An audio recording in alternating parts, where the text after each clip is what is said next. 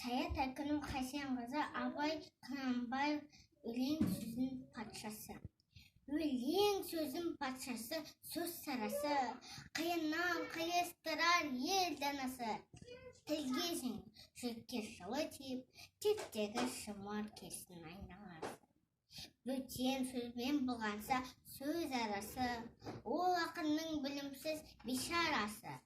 Айтушы мен тыңдаушы көбін адам, бұл жұрттың сөз танымас бір парасы.